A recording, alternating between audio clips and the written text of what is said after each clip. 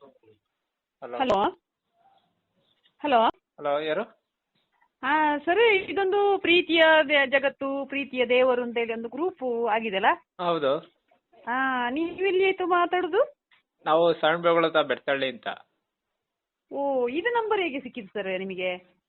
ನೀವು ಇದ್ರಲ್ಲಿ ಇತ್ತು ಅನ್ನೋ ಗ್ರೂಪ್ ಅಲ್ಲಿ, ಬೇರೆ ಗ್ರೂಪ್ ಅಲ್ಲಿ. ಯಾವ ಊರವ್ರು ಹೇಳಿ? ನೀವು ಶ್ರೀರಂಗಪಟ್ಟಣ ಸೈಡಾರಾ? ಅಲ್ಲ, ನಾವು ಸುಳ್ಯ ತಾಲೂಕು, ಹುಕ್ಕೆ ಸುಬ್ರಹ್ಮಣ್ಯ. ಹಂಗಾರೆ ಪ್ರತಿಭಟನೆ ಗ್ರೂಪ್ ಇದ್ರಲ್ಲಿರೋದು, ಸೌಜನ್ಯ ಪ್ರತಿಭಟನೆ. ಅದ್ ಬಿಟ್ರೆ ಮರಣ ಹೊಂದಿರೋ ಗ್ರೂಪ್ ನಮ್ದೇ ಇದೆ, ಮಾಡಿದೀವಲ್ಲ. ಸೌಜನ್ಯ ಮರಣ ಹೊಂದಿದ್ದರು, ಆತ್ಮ ಮರಣ ಹೊಂದಿಲ್ಲ ಅಂತ. ಇಲ್ಲ, ಅದೆಲ್ಲ ನಂಗೆ ಬರ್ಲಿಲ್ಲ. ಪ್ರತಿಭಟನೆ ಗ್ರೂಪ್ ನಿಮ್ದ್ರಲ್ಲಿ ಇದ್ದೀರಾ ನೀವು? ಪ್ರತಿಭಟನೆ ಗ್ರೂಪ್ ಅಲ್ಲಿ ನಾನಿಲ್ಲ. ಇಲ್ವಾ? ಯಾವ ಗ್ರೂಪ್ ಅಲ್ಲಿ? ಯಾರ ಒಂದು ಗ್ರೂಪ್ ಅಲ್ಲಿ ಇರ್ಬೇಕಲ್ಲ ನೀವು. ನಾನು ಅಂತ ಗ್ರೂಪ್ ಅಲ್ಲಿ ಇಲ್ಲ. ಯಾವ್ದ್ರಲ್ಲಿ ಇಲ್ವಾ? ಯಾವ್ದಾರ ಒಂದು ಇಲ್ಲ, ಫೇಸ್ಬುಕ್ ಅಲ್ಲ. ಈಗ ನಾನೊಂದು ವಿಷಯ ಕೇಳುದು ನಿಮ್ಮಲ್ಲಿ. ಈಗ ಧರ್ಮಸ್ಥಳ ಸಂಘದ ಮಾಹಿತಿ ಕೇಳ್ಬೋದಲ್ಲ ಸರ್ ನಿಮ್ಮಲ್ಲಿ? ಕೇಳ್ಬೋದು, ಹೇಳಿ.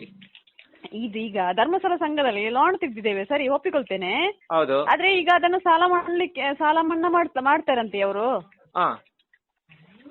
ಎಷ್ಟು ಸಮಯ ಆಗ್ತದಂತೆ? ಮನ್ನಾ ಯಾರು ಮಾಡ್ತಾರೆ? ಯಾರು ಮಾಡ್ತಾರೆ? ಅದೇ ಯಾರು ಮಾಡ್ತಾರೆ ಅಂತ ನಾ ಕೇಳುದು. ಈಗ ಮನ್ನಾ ಯಾರು ಮಾಡೋದಿಲ್ಲ. ಅದ್ರಲ್ಲಿ ಏನು ಅಂದ್ರೆ, ಅವರು ಬ್ಯಾಂಕ್ ಇಂದು ಟೆಸ್ಟ್ಮೆಂಟ್ ಆಗ್ಲಿ, ನಮ್ದು ಬ್ಯಾಂಕ್ ಇಂದು ಇದು ಪಾಸ್ಬುಕ್ ಎಲ್ಲ ಕೊಡಿ ಅಂತ ಕೇಳ್ತಾ ಇದೀವಿ.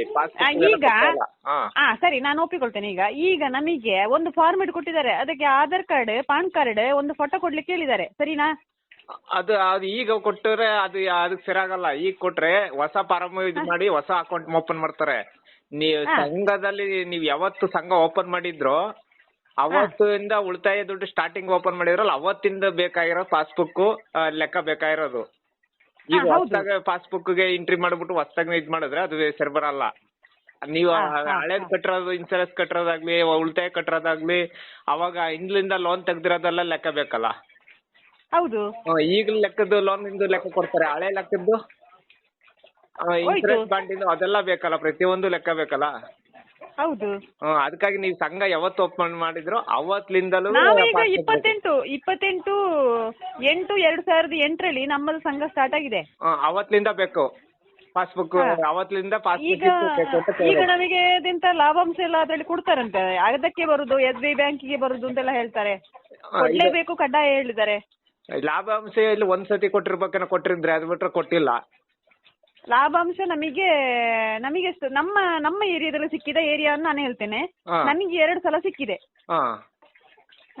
ಆಮೇಲೆ ಸಿಗ್ಲಿಲ್ಲ. ಈಗ ಲಾಭಾಂಶ ಸಿಕ್ಲಿಕ್ಕೆ ಅಂತೇಳಿ ಮಾಹಿತಿ ಕೊಡ್ಲಿಕ್ಕೆ ಅಂತ ಮಾಹಿತಿ ಕೊಡ್ತೇನೆ ಅಂತ ಹೇಳ್ತಾ ಇದ್ದಾರೆ. ಯಾವಾಗ ಕೊಡ್ತಾರೆ ಗೊತ್ತಿಲ್ಲ. ಅದರಿಂದ ಮೇಲೆ ಇನ್ನೊಂದು, ಸರ್ಕಾರದಿಂದ ನಾವು ಲೋನ್ ತಗೊಂಡ್ರೆ 5% ಸಬ್ಸಿಡಿ ಕೊಡ್ತಾರೆ ಸರ್ಕಾರದಿಂದ. ಅದು ಪ್ರತಿನಿಧಿ ನಮಗೆ ಸಂಘದವ್ರಿಗೆ ಕೊಡ್ಬೇಕು, ಅದು ಅವ್ರು ಕೊಡ್ತಾ ಇಲ್ಲ. ಹೌದು. ಈಗ ಅದೆಷ್ಟು ಸಮಯ ಆಯ್ತು ಸಿಗುದು? ಈಗ ಇದು ಸಬ್ಸಿಡಿ ನಮಗೆ ರೂಪದಲ್ಲಿ ಎಷ್ಟು ಸಮಯ ಆಯ್ತು ಸಿಗುದು? ಸಬ್ಸಿಡಿ ಅನ್ನೋದು ಯಾವಾಗ್ಲೂ ಬರ್ತಾ ಇರ್ತದೆ. ಅದು ನಾವು ಸರ್ಕಾರದಿಂದ ಆಗ್ತಾ ಇರ್ತಾರೆ. ನಾವು ಈಗ 1 ಲಕ್ಷ ತಗೊಂಡಿದ್ರೆ 1 ಲಕ್ಷಕ್ಕೆ 5% ಬಡ್ಡಿ ಸಬ್ಸಿಡಿ ಅಂದ್ಬಿಟ್ಟು ನಮ್ಗೆ ಸರ್ಕಾರದಿಂದ ಬರ್ತಾ ಇರ್ತದೆ ನಮ್ಮ ಅಕೌಂಟ್ಗೆ. ನಮ್ಮ ಅಕೌಂಟ್ ಬ್ಯಾಂಕ್ ಅಲ್ಲಿ ಇದ್ರೆ, ಇವ್ ನಮ್ಮ ಅಕೌಂಟ್ ಬ್ಯಾಂಕ್ ಅಲ್ಲಿ ಇಲ್ವಲ್ಲ. ಈಗಾದ್ರೆ ನಾವೊಂದು ವಿಷಯ ಕೇಳುದು, SKDRDP ಅಂತ ಅಕೌಂಟ್ ಈಗ ನಮಗೆ ನಮ್ಮ ಪಾಸ್ಬುಕ್ಕಿಗೆ ಬರುದು SKDRDP ಅವರ ಅಕೌಂಟ್ ಇಂದ ನಮಗೆ ಲೋನ್ ಎಲ್ಲ ಸ್ಯಾಂಕ್ಷನ್ ಆಗ್ತದೆ. ಓಕೆನಾ? ಹೌದು. ಆದ್ರೆ ಅಂದ್ರೆ ಈಗ ನಾವು ಕಟ್ಟುದು ಮಾತ್ರ ಇಲ್ಲಿ CC ಕೇಂದ್ರದಲ್ಲಿ ಕಟ್ಟುದು, ಸರಿ, ಅದಕ್ಕೆ ಹೋಗ್ತದಲ್ಲ, ಅದು ಸಂಘಕ್ಕೆ ಕೊಡುದು ಅಂತ ಹೇಳುದಲ್ಲ ಅವರು. ಸಂಘಕ್ಕೆ ಅಂದ್ರೆ ನಮ್ದು ಪಾಸ್ಬುಕ್ ಲೆಕ್ಕಾಚಾರದಲ್ಲಿ ಈಗ ನಾವು ಮಾಮೂಲಿ ಸಪರೇಟ್ ಆಗಿ ಯಾವ್ದಾರ ಒಂದು ಅಕೌಂಟ್ ಓಪನ್ ಮಾಡ್ತೀವಿ ಅನ್ಕೊಳ್ಳಿ, ಯಾವ್ದಾರ ಬ್ಯಾಂಕ್ ಅಲ್ಲಿ. ಅದ್ರಲ್ಲಿ ನೀವು ಉಳಿತಾಯ ಕಟ್ಟೋದ್ರಿಂದಲ್ಲಿ ನೀವು ಸಾಲ ತಗೊಳ್ಳೋದಾಗ್ಲಿ, ಯಾವ್ದಾದ್ರು ಒಂದು ಸ್ಟೇಟ್ಮೆಂಟ್ ಕೊಡಿ ಅಂದ್ಬಿಟ್ರೆ ಬ್ಯಾಂಕ್ ಅಲ್ಲಿ ತೆಗೆದು ಕೊಡೋದಿಲ್ವಾ ನಿಮ್ದ ವ್ಯವಹಾರವ? ಅಲ್ಲ, ತೆಗೀದಿಲ್ಲ. ಅದಂದ್ರೆ ಅವ್ರು ಹೇಳ್ತಾರಲ್ಲ, ಈಗ ನಾವು ಬಿಸಿ ಇದ್ದೇವೆ ಅಂತ ಹೇಳ್ತಾರಲ್ಲ, ಬ್ಯಾಂಕಿನವರು ಸಹ ಹಾಗೆ ಹೇಳ್ತಾರಲ್ಲ. ಅಲ್ಲ, ಸ್ಟೇಟ್ಮೆಂಟ್ ಕೊಡಿ, ಬೇಕೇ ಬೇಕು ಅಂದ್ರೆ ಕೊಡ್ತಾರೆ ಸ್ಟೇಟ್ಮೆಂಟ್. ಇಲ್ಲ, ಕೊಡುದಿಲ್ಲ, ನಮ್ಮ ಏರಿಯಾದಲ್ಲಿ ಕೊಡುದಿಲ್ಲ. ಯಾಕಂದ್ರೆ ನಾವು ಬಿಸಿ ಇದ್ದೇವೆ, ನಮಗೆ ಆಗುದಿಲ್ಲ ಅಂತ ಹೇಳ್ತಾರೆ ಅವರು. ಅಲ್ಲ, ಯಾವ್ದೋ ಒಂದು ಟೈಮಲ್ಲಿ ಬಿಜಿ ಇರ್ತಾರೆ ಅಂತಾರೆ. ನಮ್ಗೆ ಅರ್ಜೆಂಟ್ ಯಾವ್ದೋ ಒಂದು ಬೇಕೇ ಬೇಕು, ನಮ್ ಸ್ಟೇಟ್ಮೆಂಟ್ ಬೇಕು ಅಂದ್ರೆ ಯಾವ್ದಾರ ಒಂದು ಕೇಳಿದ್ರೆ ಕೊಟ್ಟೆ ಕೊಡ್ತಾರೆ. ಸ್ಟೇಟ್ಮೆಂಟ್ ಕೊಡ್ಲೇಬೇಕು ಅವರು. RBI ಪ್ರಕಾರ ಕೊಡ್ಲೇಬೇಕು ಸ್ಟೇಟ್ಮೆಂಟ್. ಯಾಕೆಂದ್ರೆ ನಾವು ಲೋನ್ ತಗೊಂಡದ್ದಾಗ್ಲಿ, ಯಾವ್ದೋ ಉಳಿತಾಯ ಕಟ್ಟಿರೋದಾಗ್ಲಿ, ತಗೊಂಡಿರೋದಾಗ್ಲಿ ಲೆಕ್ಕ ನಮಗ್ ಬೇಕಲ್ಲ. ನಮ್ಗೆ ಕಂಪ್ಲೀಟ್ ಆಗಿರ್ತದಲ್ಲ. ಅದರಿಂದ ನಮ್ಗೆ ಯಾವ್ದೇ ನಾವು ಅಕೌಂಟ್ ಓಪನ್ ಆದಾಗಿಂದ ಇವತ್ತಿನವರೆಗೂ ಏನೇನ್ ನಾವು ವ್ಯವಹಾರ ಮಾಡಿದೀವಿ ಆ ವ್ಯವಹಾರದ್ದು ಲೆಕ್ಕ ಬೇಕಲ್ಲ, ಅದು ಸ್ಟೇಟ್ಮೆಂಟ್ ಕೊಟ್ಟೆ ಕೊಡ್ತಾರೆ. ಅದೇ ತರ ಇವ್ರು ಕೊಡ್ಬೇಕಲ್ಲ ಬ್ಯಾಂಕಿಂದು. ಇವ್ರು ಬ್ಯಾಂಕಿಂದ ಕೊಟ್ಟಿದ್ದೀನಿ ಅಂತ ಬ್ಯಾಂಕಿನಲ್ಲಿ ನಮ್ಮ ಸಂಘದ ಲೆಕ್ಕದಲ್ಲಿ ಕೊಡುದಿಲ್ಲಲ್ಲ. ಸಂಘದ ಲೆಕ್ಕದಲ್ಲಿ ಇವ್ರು ಬ್ಯಾಂಕಿಂದ ಲೋನ್ ಕೊಟ್ಟಿರೋದು ಅಂತ ಹೇಳ್ತಾ ಇರೋದು ಇವರು. ಬ್ಯಾಂಕಿಂದ ಲೋನ್ ಕೊಟ್ಮೇಲೆ ಕೊಡ್ಬೇಕಲ್ಲ. ಹೌದು. ಈ ಬ್ಯಾಂಕಿಂದ ಕೊಟ್ಟಿದ್ದೀನಿ ಅಂತ ಇವ್ರು ಹೇಳವ್ರಲ್ಲ, ವೀರೇಂದ್ರ ಹೆಗ್ಡೆ ಅವರೇ ಹೇಳವ್ರಲ್ಲ. ಆದ್ರೆ ನಮಗೆ ಫಸ್ಟಿಗೆ ಚೆಕ್ ಬರ್ತಿತ್ತಲ್ಲ, ಅದ್ರಲ್ಲಿ ವೀರೇಂದ್ರ ಹೆಗ್ಡೆ ಅವರ ಸೈನ್ ಇತ್ತಲ್ಲ. ಈಗ ನಮಗೆ ಅಂತ ಚೆಕ್ ಬರುದಿಲ್ಲ, ನಮಗೆ ಡೈರೆಕ್ಟ್ ಅಂದ್ರೆ ನಮ್ಮ ಅಕೌಂಟ್ಗೆ ಟ್ರಾನ್ಸ್ಲೇಷನ್ ಆಗುದಲ್ಲ. ಅಕೌಂಟ್ ಟ್ರಾನ್ಸ್ಫರ್ ಆಯ್ತದೆ. ನೀವು ಕಟ್ಟೋದು ಇಲ್ಲಿ ಅಕೌಂಟ್ಗೆ ಕಟ್ಟಬೇಕು. ಅಕೌಂಟ್ ಕಟ್ಟಕ್ಕಿಲ್ವಲ್ಲ. ನೀವು ಏನಾದ್ರು ಇಲ್ಲಿ ಕ್ಯಾಶ್ ಕಲೆಕ್ಷನ್ ಕೊಡ್ತೀರಾ? ಕ್ಯಾಶ್ ಕೊಡಂಗಿಲ್ವಲ್ಲ. ಕ್ಯಾಶ್ ಇಲ್ಲ ವಾರದಲ್ಲಿ ಅದೇ ತಿಂಗಳ ಮಂತ್ಲಿ ಸ್ಟೇಟ್ಮೆಂಟ್ ನಮಗೆ ಕೊಡ್ಬೇಕು. ಆದ್ರೆ ಒಂದು ಮಂತ್ಲಿ ಬರ್ತದೆ, ಆದ್ರೆ ಅದ್ರಲ್ಲಿ ಸರಿ ಇರುದಿಲ್ಲ ಒಮ್ಮೊಮ್ಮೆ. ಅದನ್ನೇ ನಮಗೆ ಲೆಕ್ಕ. ನೀವು ಒಂದ್ ಕಡೆಯಿಂದ ಬುಕ್ ಅಲ್ಲಿ ಲೆಕ್ಕ ಮಾಡಿದ್ರೆ ಯಾವ್ದು ಲೆಕ್ಕ ಸಿಗೋದಿಲ್ಲ ಕಂಪೇಜ್. ಅದೇ ನಮಗೆ ಪಾಸ್ಬುಕ್ ಇಂದ ಎಂಟ್ರಿ ಇದ್ರೆ ಆ ಪಾಸ್ಬುಕ್ ಅಲ್ಲಿ ಡೀಟೇಲ್ ಇರ್ತದೆ. ನಾವು ಎಷ್ಟು ಸಾಲ ಕಟ್ಟಿದೀವೋ, ಸಾಲ ತಗೊಂಡಿದ್ದೀವೋ, ಉಳಿತಾಯ ಮಾಡಿದೀವೋ, ಅದ್ರದ್ದು ಸರ್ಕಾರದಿಂದ ಬಂದಿರೋ ಸಬ್ಸಿಡಿಗಳದ್ದು ಪ್ರತಿಯೊಂದು ಅದ್ರಲ್ಲಿ ಲೆಕ್ಕ ಸಿಗ್ತದೆ. ಈ PRK ಅಂತ ಇವ್ರು ಇನ್ಸೂರೆನ್ಸ್ ಅಂತೆಲ್ಲ ಮಾಡವ್ರೆ, ಅದ್ರದ್ದು ಇನ್ಸೂರೆನ್ಸ್ ಬಾಂಡ್ ಒರಿಜಿನಲ್ ನಮ್ಗಿಲ್ಲ. ಈ ಕಡೆ PRK ಇದು ಇಲ್ಲ, ಅದಕ್ಕೂ ಇನ್ಸೂರೆನ್ಸ್ ಬರ್ತದೆ. ಯಾವ್ದು ಪ್ರತಿಯೊಂದಕ್ಕೂ ನಮ್ಗೆ ಯಾವ್ದು ಇದಿಲ್ಲ. ಬರೀ ಬುಕ್ ಅಲ್ಲಿ ಬರೀತಾರೆ, ಅಂಗಡಿ ಚೀಟಿ ಟೈಪ್ ಅಲ್ಲಿ ಬುಕ್ ಅಲ್ಲಿ ಬರೀತಾರೆ, ಎಂಟ್ರಿ ಮಾಡ್ತಾರೆ, ತಂಡ ಕೊಡಿಸ್ತಾರೆ. ಅದ್ ಯಾವ ಲೆಕ್ಕಾಚಾರದು? ನಮ್ಗೆ ಲೆಕ್ಕ ಬೇಕಲ್ಲ. ಈಗ ನಾನೇ ಉದಾಹರಣೆಗೆ ಸಾಲ ತಗೊಂಡಿದ್ದೀನಿ ಅಂದ್ರೆ ನನ್ಗೆ ಕಟ್ಟಿರೋದ್ರಿಂದಲೂ ಉಳಿತಾಯ ದುಡ್ಡಿದ್ದು ಎಲ್ಲದೂ ಲೆಕ್ಕ ಸಿಗ್ಬೇಕು. ನಮ್ಗೆ ಸಿಗ್ತಾ ಇಲ್ವಲ್ಲ ಲೆಕ್ಕ. ಆ ಬುಕ್ ಅಲ್ಲಿ ನಮಗೆ ಲೆಕ್ಕನೇ ಸಿಗೋದಿಲ್ಲ. ಇಲ್ಲ. ಈಗ ಎಂತ ಗೊತ್ತಾ, ನಾನೊಂದು ವಿಷಯ ಕೇಳುದು. ಈಗ ನಾವೀಗ ಇಷ್ಟು ಹೋರಾಟ ಮಾಡಿದ್ರೆ ನಮಗೆ ಸಿಗ್ಬೋದಾ ಅಂತ? ಕಾನೂನು ರೀತಿಯಲ್ಲಿ ಹೋರಾಟ ಮಾಡಿದ್ರೆ ಖಂಡಿತ ಸಿಕ್ಕೇ ಸಿಗ್ತದೆ. ಕಾನೂನು ರೀತಿಯಲ್ಲಿ ಹೋಗ್ತದೆ. ಈಗ ನಮಗೆ ಸರ್ಕಾರ, ನಮಗೆ ಸೆಂಟ್ರಲ್ ಗವರ್ಮೆಂಟ್ ನಮಗೆ ಸಪೋರ್ಟ್ ಇಲ್ಲಲ್ಲ. ಸೆಂಟ್ರಲ್ ಗವರ್ಮೆಂಟ್ ಸಪೋರ್ಟ್ ಇಲ್ಲ ಅಂದ್ರೆ ಕಾನೂನು ರೀತಿಯಲ್ಲಿ ಯಾವತ್ತೂ ಇದಾಗಲ್ಲ. ಇವತ್ತಿನ ನಾಳೆಯಲ್ಲಿ ಕಾನೂನಲ್ಲಿ ಗ್ಯಾರಂಟಿ ಸಿಕ್ಕೇ ಸಿಗ್ತದೆ. ಯಾಕೆ ಹೋರಾಟ ಮಾಡಬೇಕು. ನ್ಯಾಯವಾಗಿ ನಡೆಯೋಂತವ್ರಿಗೆ ಸ್ವಲ್ಪ ಕಷ್ಟನೂ ಬರ್ತದೆ, ಎಲ್ಲ ಬರ್ತದೆ. ಕೆಟ್ಟ ದೂರು ಒರೆಸ್ಕೊ ಬರ್ತದೆ ಎಲ್ಲ. ಇದು ಅಂದ್ರು ನಾವು ನ್ಯಾಯವಾಗಿ ಹೋರಾಟ ಮಾಡಿದ್ರೆ ಕರೆಕ್ಟ್ ಆಗಿ ನಮ್ಗೆ ನ್ಯಾಯವಂತವ್ರಿಗೆ ನ್ಯಾಯ ಸಿಕ್ಕೇ ಸಿಗ್ತದೆ. ನ್ಯಾಯವಾಗಿ ಈಗ ನಾವು ತಪ್ಪು ಮಾಡಿದ್ರೆ ತಾನೇ ನಾವು ತಪ್ಪು ಅಂತ ಸೇರ್ಕೊಂಡು ನಾವು ನಳ್ಳಾಡ್ಬೇಕಾಗ್ತದೆ. ಆದ್ರೆ ಎಂತ ಗೊತ್ತಾ, ಅವರದ್ದು ತಪ್ಪುಂಟು, ನಾನು ತಪ್ಪಿಲ್ಲ ಅಂತ ಹೇಳುದಿಲ್ಲ. ಯಾಕಂದ್ರೆ 2019ರಲ್ಲಿ ಕೊರೋನಾ ಸ್ಟಾರ್ಟ್ ಆಗಿದೆ, ಸರಿನಾ? ಆಗ ಎಂತ ಗೊತ್ತಾ, ಈ ಲಾನ್ಗಳನ್ನೆಲ್ಲ ರೀಸೆಟ್ ಮಾಡಿದ್ದಾರೆ. ಅಂದ್ರೆ ಹೆಚ್ಚು ಇದಾಕಿದ್ದಾರೆ. ಅದು 5 ವರ್ಷ ಇದ್ದದ್ದು 10 ವರ್ಷ ಹೋಗಿದೆ. ನಮ್ಮ ಸಂಘದಲ್ಲಿ ಹಾಗೆ ಆಗಿದೆ. ನಾವು ಈಗ ಕಟ್ತಾ ಇದ್ದೇವೆ, ತೊಂದ್ರೆ ಇಲ್ಲ. ಆದ್ರೆ ಬಡ್ಡಿ ಜಾಸ್ತಿ ಹೋಯ್ತು. 1,60,000 70,000 ಬಡ್ಡಿ ಹೋಯ್ತು. 32,000 ಬಡ್ಡಿ. ಅವರು ಬ್ಯಾಂಕ್ ಇಂದ 7% ಅಲ್ಲಿ 8% ಇಲ್ಲ 12% ಈ ಲೆವೆಲ್ ಬ್ಯಾಂಕ್ ಗಳಲ್ಲಿ ಇರೋದು. ಇವ್ರು ತರೋದು 14% 20% ತರಾಬರಿ ಹಾಕಿರ್ತಾರೆ. PRK ಕೆಲಸ ಅಂತಾರೆ, ಸೇವಾ ಸುಂಕ ಅಂತಾರೆ, ಯಾವ್ದಾವ್ದೆಲ್ಲ ಎಲ್ಲಾನು ಹೇಳ್ತಾರೆ. ಆದ್ರೆ ಯಾವ ದುಡ್ಡು ನಮ್ಗೆ ಲೆಕ್ಕಿಲ್ಲ. ಹೌದು. ಎಂತ ಗೊತ್ತಾ, ಈಗ ನಮಗೆ 2019ರಲ್ಲಿ ನಮ್ಮ ಸಂಘದಲ್ಲಿ 2.5 ಲಕ್ಷ ಸಾಲ ತೆಗ್ದದ್ದು ಅದು ರೀಸೆಟ್ ಆಗಿ ಈಗ ವಾಪಸ್ ಅದು 2 ಲಕ್ಷ. ಈಗ ಎಷ್ಟು? 2024 ಅಲ್ಲ, 2019ರಲ್ಲಿ ತೆಗ್ದ ಸಾಲ ಈಗ 5 ವರ್ಷದಲ್ಲಿ ಸಂದಾಯ ಆಗ್ಬೇಕಿತ್ತು. ಈಗಲೂ 2 ಲಕ್ಷ ಇದೆ. 2.5 ಲಕ್ಷ ತೆಗ್ದದ್ದು. ಆಗ್ಲಿಂದ ಅಷ್ಟು ಕಟ್ಟಿ ಇನ್ನೂ ಅಷ್ಟೇ ಇದೆಯಾ? ಅಂದ್ರೆ ಈಗ 1,70,000 ಬಡ್ಡಿ ಹೋಯ್ತು. ಅದ್ರಲ್ಲಿ ಖಾಲಿ ಅಸಲು ಓದಲು 38,000 ಮಾತ್ರ. ಅಲ್ಲ, ಲೆಕ್ಕ ಹೌದು, ಸರಿ, ನಾನು ಒಪ್ಪಿಕೊಳ್ತೇನೆ. ನಾನೇ ಕೇಳುದು, ಈಗ ಇದು ಸಾಲ ಮನ್ನಾ ಮಾಡೋರು ಯಾರಿಲ್ಲ. ನಮ್ಗೆ ಮನ್ನಾ ಮಾಡೋದಂತೂ ಬೇಡ. ಅವ್ರ ದುಡ್ಡು 1 ರೂಪಾಯಿ ನಮ್ಗೆ ಬೇಡ. ನಮಗೆ ಪಾಸ್ಬುಕ್ ಕೊಡ್ಲಿ, ಇನ್ಸೂರೆನ್ಸ್ ಬಾಂಡ್ ನಮ್ಗೆ ಯಾವ್ದು ಕೊಡ್ಲಿ, ನಮ್ಗೆ PRK ಕೊಡ್ಲಿ. ಆಮೇಲೆ ಇದು ಇದ್ರದ್ದು ಹಾಸ್ಪಿಟ್ಲದ್ ಇದು ಅಂತ ಕಾರ್ಡ್ ಮಾಡ್ಸವ್ರಲ್ಲ, ಅದ್ರದ್ದು ಯಾವ್ದು ನಮ್ಗೆ ಯೂಸ್ ಆಯ್ತಾ ಇಲ್ಲ, ಅದ್ರದ್ದು ಲೆಕ್ಕ ಇದು ಕೊಡ್ಲಿ. ಆಮೇಲೆ ಸುರಕ್ಷಾ ಈಗ ಸಂಪೂರ್ಣ ಸುರಕ್ಷೆ ಮಾಡಿದ್ರೆ ಯೂಸ್ ಆಗ್ತೆ. ಯೂಸ್ ಅಂದ್ರೆ ಎಲ್ಲಾರ್ಗು ಆಯ್ತಾ ಇಲ್ಲ. ಅದ್ರಲ್ಲಿ ಅಲ್ಲಿ 20,000 10,000 ಅಂತ ಈ ತರ ಇದ್ ಮಾಡ್ಬಿಟ್ಟವ್ರೆ. ಅದು ಅವ್ರು ಹೇಳಿದ ಹಾಸ್ಪಿಟ್ಲಿಗೆ. ನಮ್ಗೆ ಅದು ಜಾಸ್ತಿ ಖರ್ಚು ಬಂದಾಗ ಅದ್ರ ದುಡ್ಡು ಸರಿಯಾಗಿ ಬರೋದಿಲ್ಲ. ಆಮೇಲೆ ಅಡ್ಮಿಂಟ್ 3 ದಿವಸ 1 ದಿವಸ ಅಡ್ಮಿಂಟ್ ಆಗ್ಬೇಕು ಅಂತಾರೆ. ನಾವ್ ಹೋಗಿ ಅಡ್ಮಿಂಟ್ ಆಗಿ ಸಿಂಪಲ್ ಆಗಿ ನಾವು ಇದ್ ಮಾಡ್ಕೊಂಡ್ಬಂದು 2,000 5,000 ಖರ್ಚು ಮಾಡ್ಕೊಂಡ್ಬಂದ್ರೆ ಇಲ್ಲ, ಅಡ್ಮಿಂಟೇ ಆಗ್ಬೇಕು ಅಲ್ಲಿಗೆ. ಆದ್ರೂ ಎಲ್ಲಾರ್ಗು ಕೊಡಲ್ಲ ದುಡ್ಡು. ಅದು ಪ್ರತಿಯೊಂದ್ರಲ್ಲೂ ತೊಂದರೆ ಕೊಡ್ತಾವ್ರೆ. ಇಲ್ಲ, ನಮ್ಮಲ್ಲಿ ಎಂತ ಗೊತ್ತಾ, ಈಗ ನಮಗೆ ಸಿಕ್ಕಿದ ಮಾಹಿತಿ ಪ್ರಕಾರ ನಮಗೆ ಸಂಪೂರ್ಣ ಸುರಕ್ಷದಲ್ಲಿ ಈಗ ಅಡ್ಮಿಂಟ್ ಆಗ್ಬೇಕು ಅಂತಿಲ್ಲ. ಅಂದ್ರೆ ಎಂತ ಗೊತ್ತಾ, ಅವ್ರ ಅಡ್ಮಿಂಟ್ ಡಾಕ್ಟರ್ ಬರೆದು ಕೊಟ್ಟ ಲಿಸ್ಟ್ ಪ್ರಕಾರ ಅವ್ರು ಅಡ್ಮಿಂಟ್ ಆಗಿದ್ದಾರೆ ಅಂತ ಹೇಳಿ ಬರೆದು ಕೊಟ್ರೆ ನಮಗೆ ಬಂದೇ ಬರ್ತದೆ. ಅದು ಅಡ್ಮಿಂಟ್ ಆಗಿದ್ರೆ ಡಾಕ್ಟರ್ಗಳು ಅಡ್ಮಿಂಟ್ ಆಗ್ದಲೇ ಬರ್ಕೊಡ್ತಾರೆ. ಅದೇ ಫೋರ್ಜರಿ ಲೆಕ್ಕಾಚಾರ ಆಯ್ತಲ್ವಾ? ಫೋರ್ಜರಿ ಲೆಕ್ಕಾಚಾರ ಆಯ್ತು, ಹೌದು. ಹಾಗೆ ಬರ್ಕೊಟ್ಟಾರೆ ಜನಗಳಿಗೆ ಉಪಕಾರ ಅಲ್ಲ ಅದೊಂದು. ಉಪಕಾರ ಅಂದ್ರೆ ಫೋರ್ಜರಿ ಲೆಕ್ಕಾಚಾರ ಮಾಡಿದ್ರೆ ಉಪಕಾರ ಅದು ಯಾವ್ದು? ಒಬ್ರಿಗೆ ಮೋಸ ಮಾಡಿ ಒಬ್ರಿಗೆ ಇದ್ ಮಾಡ್ಕೊಳಕಾಯ್ತದ? ನೇರವಾಗಿ ಹೋಗ್ತಾನೆ ಕಾನೂನು ರೀತಿಯಲ್ಲಿ. ಅದೌದು, ಹಾ, ಅದು ಒಪ್ಪಿಕೊಳ್ತೇನೆ. ಸರಿ, ಒಪ್ಪಿಕೊಳ್ತೇನೆ. ಇಲ್ಲ ಇಲ್ಲ, ಹಾಗೆಲ್ಲ ಕತೆ. ಆದ್ರೆ ಅದೇ ನಾವು ಸಂಘದ ದುಡ್ಡು ಕಟ್ಟದಿದ್ದೇವೆ. ನಮ್ಮ ಏರಿಯಾದಲ್ಲಿ ಯಾರು ಬಾಕಿ ಮಾಡ್ಲಿಲ್ಲ. ಆದ್ರೆ ನಮ್ಮ ಏರಿಯಾಕ್ಕೆ ಯಾರು ಬರ್ಲಿಲ್ಲ, ಕಟ್ಟಬೇಡಿ ಅಂತ ಹೇಳೋರು ಯಾರು ಬರ್ಲಿಲ್ಲ. ಕೆಲವು ಜನ ಉಳಿತಾಯ ದುಡ್ಡನ್ನು ಸಹ ಕೆಲವು ಜನಗೆ ಕೊಟ್ಟಿಲ್ಲ ಇನ್ನುವೆ. ಕೆಲವು ಜನಗೆ ಆಮೇಲೆ ಯಾರೋ ಹುಷಾರ ಇಲ್ದಲೆ ಅವ್ರ ತಾಯಿಯರು ಇವರು ಮಕ್ಳು ಸತ್ತೋಗ್ಯವ್ರೆ, ಅವ್ರದ್ದು ದುಡ್ಡು ಸತ್ತಿರೋದ್ರಿಂದ ನಾವು ದುಡ್ಡು ವಸೂಲು ಮಾಡಕ್ ಬಂದವ್ರೆ, ಆತರ ತೊಂದರೆ ಕೊಟ್ಟವ್ರೆ. ನೀವು ಯೂಟ್ಯೂಬ್ ವಿಡಿಯೋಗಳೆಲ್ಲ ನೋಡೋದಿಲ್ವಾ?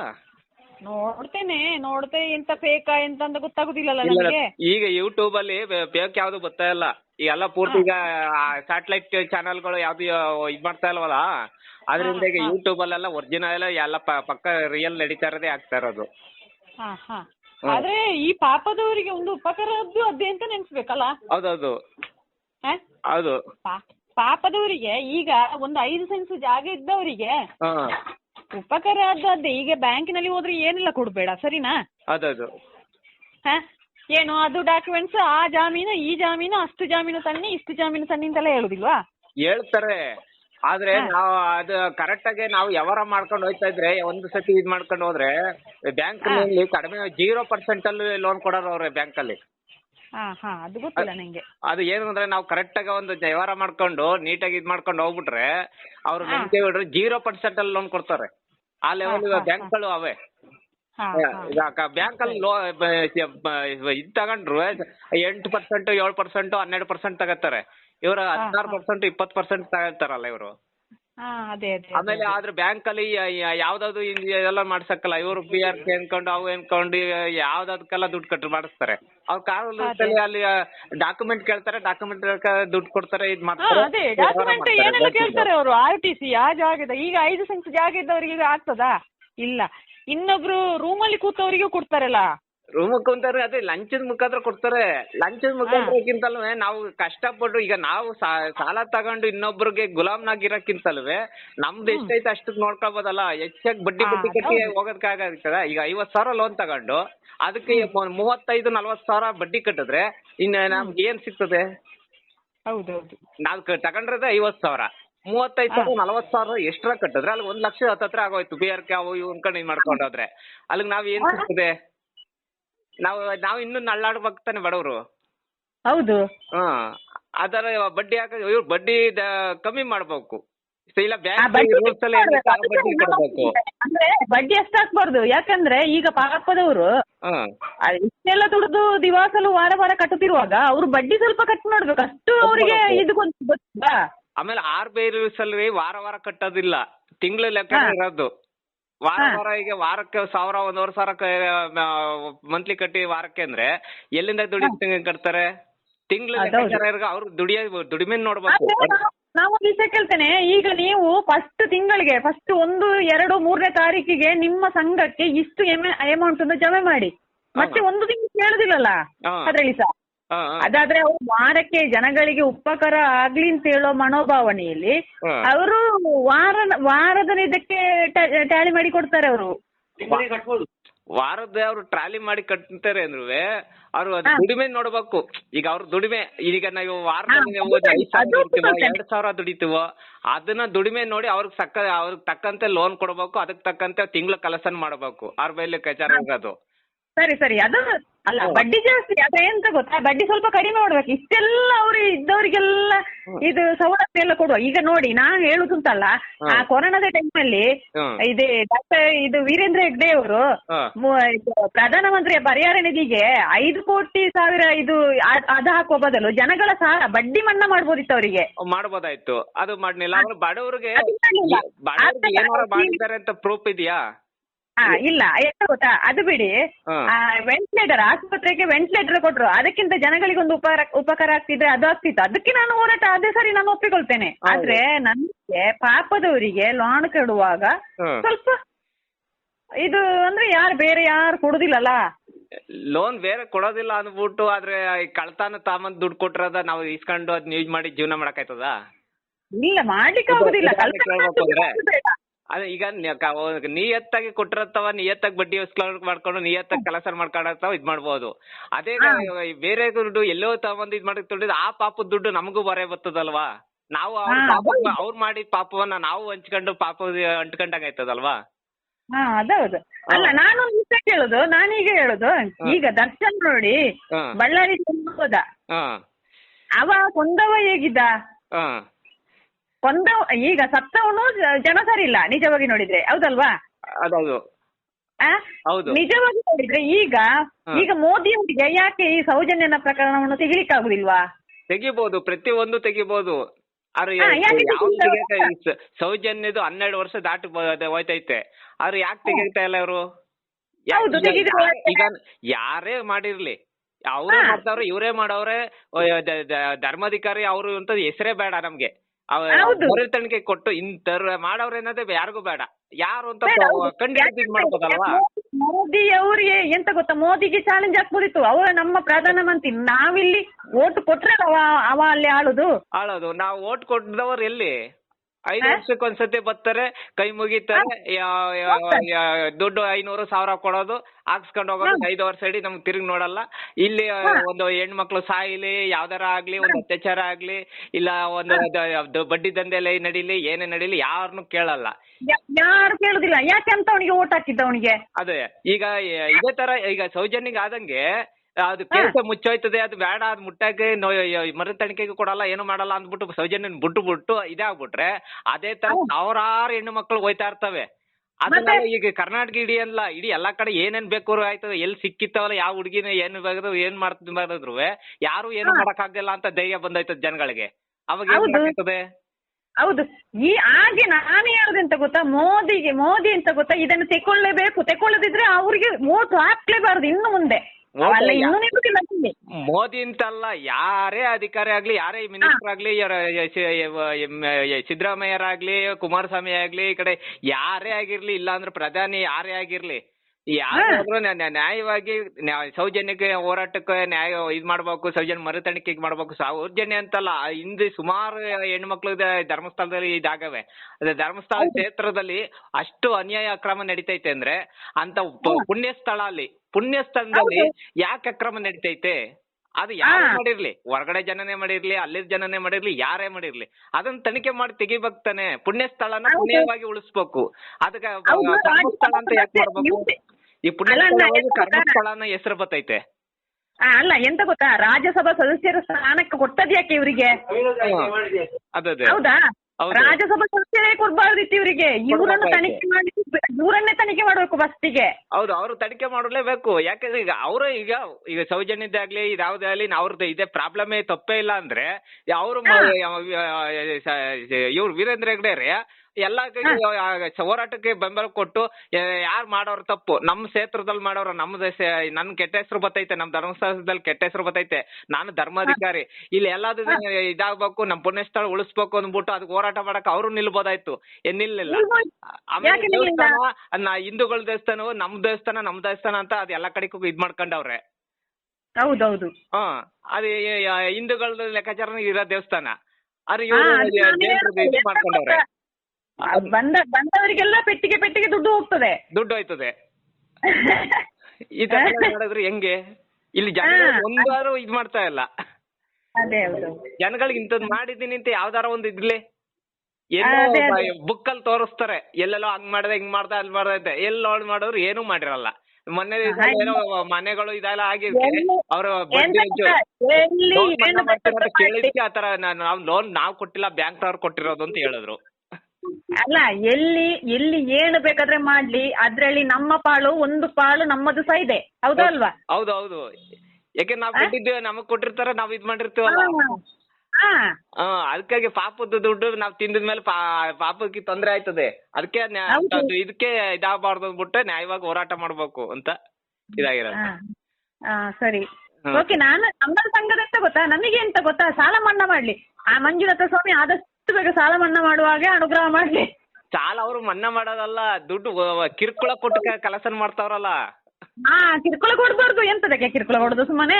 ನನಗೆ ಮನೆಗೆ ಬಂದು 7 ಗಂಟೆ ರಾತ್ರಿ ಆಗ್ಲಿ 8 ಗಂಟೆ ರಾತ್ರಿ ಆಗ್ಲಿ ಬೀದಿಲೆಲ್ಲ ಕೇಳಿ ಮರ್ಯಾದೆ ತೆಗೆದು ಮನೆಗೆ ನುಗ್ಗಿ ಕೇಳ್ತಾರೆ. ಆದ್ರೆ ಕಾನೂನು ರೀತಿಯಲ್ಲಿ ಅವ್ರು ಇದೇ ಇಲ್ಲ ಯಾವ್ದು ಇಲ್ಲ. ನಾನೊಂದು ವಿಷಯ ಹೇಳ್ತೇನೆ, ನಮ್ಮ ಏರಿಯಾದಲ್ಲಿ ಹಾಗೆಲ್ಲ ಮಾಡುದಿಲ್ಲ. ಯಾಕೆಂದ್ರೆ ನಾನು ಹೇಳ್ತೇನೆ, ನಾನೊಂದು ಕಲೆಕ್ಷನ್ ಪಾಯಿಂಟ್ಗೆ ಹೋದ್ರೆ ಅವರಿಗೆ ದುಡ್ಡಿಲ್ವಾ, ಅವ್ರಿಗೆ ಕಷ್ಟ ಇದೆಯಾ, ಬೇಡ ಬರುವ ವಾರ ಕಟ್ತಾರೆ, ಇರ್ಲಿ ಕಿರಿಕಿರಿ ಮಾಡಬೇಡಿ ಹೋಗ್ಲಿ ಅಂತ ನಾನು ಹಾಗೆ ಹೇಳ್ತೇನೆ. ಒಬ್ಬರದು 10 ರೂಪಾಯಿ ಕಡಿಮೆ ಇದ್ರೆ ಕಲೆಕ್ಷನ್ ಮಾಡ್ಕೊಳಕ್ಕಿಲ್ಲ. ಇಲ್ಲ, ನಮ್ಮ ಸಂಘದಲ್ಲಿ ಇಬ್ರು ಅಡಿಗೆ ಕೂತಿದ್ದಾರೆ, ಅಂತವರಿಗೆ ದುಡ್ಡು ನಾವು ಫಸ್ಟಿಗೆ ನಾವು ಕಟ್ಟಿದ್ದೇವೆ ಸರಿ, ಆಮೇಲೆ ನಾನೇ ದಿಮಾಕ್ ಹಾಕಿದ್ದೇನೆ ಅವರಿಗೆ ನಮ್ಮ ದುಡ್ಡು ತಕೊಳ್ಳಿ. ಈಗ ಹೋರಾಟ ಜಾಸ್ತಿ ಆದ್ಮೇಲೆ ಫಸ್ಟ್ 10 ರೂಪಾಯಿ ಕಮ್ಮಿ ಇದ್ರು ಕಲೆಕ್ಷನ್ ಮಾಡ್ಕೊತಿಲ್ಲ. ಈಗ ಹೋರಾಟ ಜಾಸ್ತಿ ಆದ್ಮೇಲೆ ಒಬ್ಬೊಬ್ರು ಲೋನೇ ಕಟ್ಟಿಲ್ಲ. ಈಗ ನಾವೇ ಕಟ್ಟಿಲ್ಲ ಒಂದು ವರ್ಷ ಇಡೀ, ಆದ್ರೂ ಪತ್ರಿಕೆ ಬರ್ತಾ ಇಲ್ಲ ಯಾವ್ದಕ್ಕೂ. ಕಟ್ಟಿಲ್ಲ ಕರೆಕ್ಟ್ ಈ ಕಾನೂನು ರೀತಿಯಲ್ಲಿ ಯಾರು ವಿಚಾರಣೆ ಮಾಡ್ತಾರೋ, ಯಾರು ಇದೇ ಮಾಡ್ತಾರೋ ಅಂತರ್ದು ನೀವು ಲೋನ್ ಕೇಳಕ್ಕೆ ಬರಲ್ಲ. ಅವ್ರದ್ದು ಕಾನೂನು ರೀತಿಯಲ್ಲಿ ಬರ್ತಾರೆ ಅಂತ ಬುಟ್ ಹಾಕ್ಬಿಡ್ತಾವ್ರ ಅವ್ರದ. ಇನ್ನು ಮಾಮೂಲಿ